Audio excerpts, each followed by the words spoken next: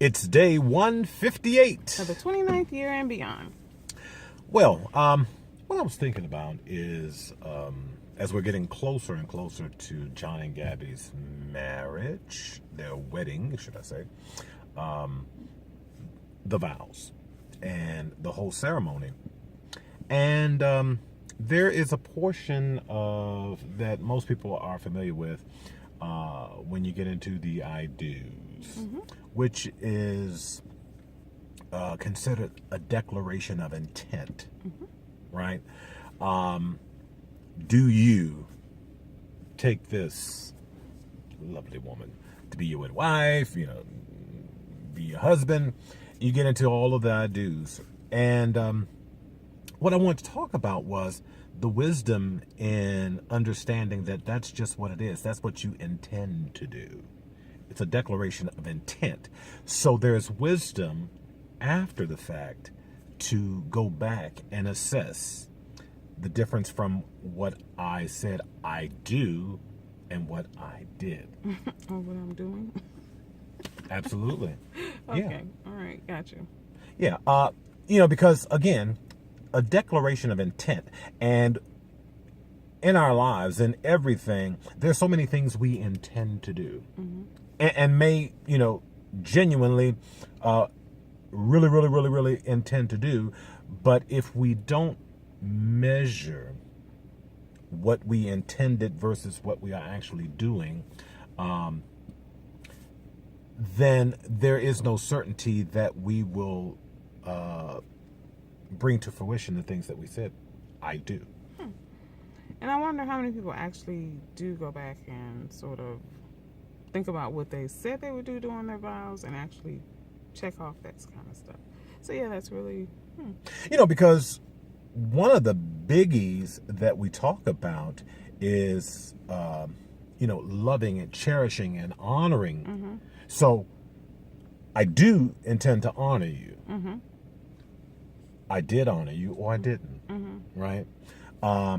It's ongoing. I mean, it never ends. So I would imagine most people, probably the first and last time the vows come into play is at their wedding. Yeah, because I was sitting here trying to think, what did I agree to do?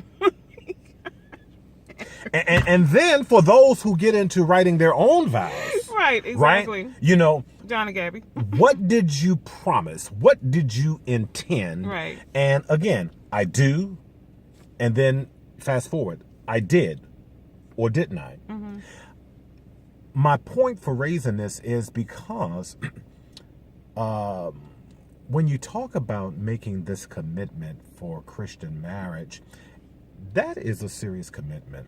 And even if you start out wholeheartedly that, yeah, I'm committed to this, you need to make certain that all along the way that you are either honoring your commitment or at least making attempts to honor that commitment. Right.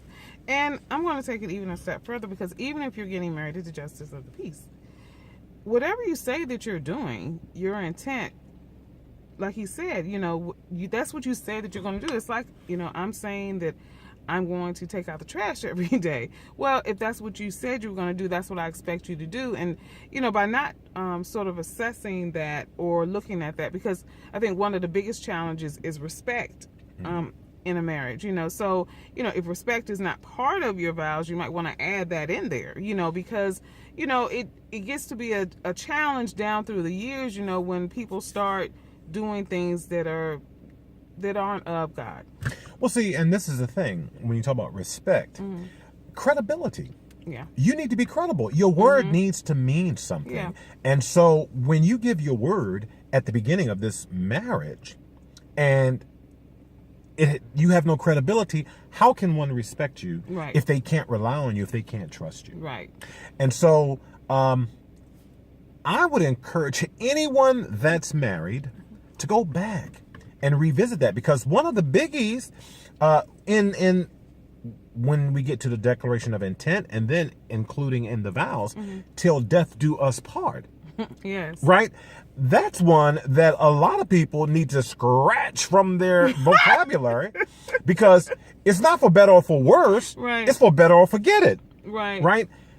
Till death do us part. I mean, that's a significant a significant commitment that you're making.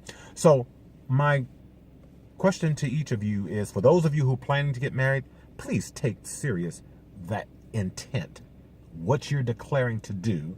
And for those of you who are already married, go back and revisit what you said you would do and look at the difference between I do and I did.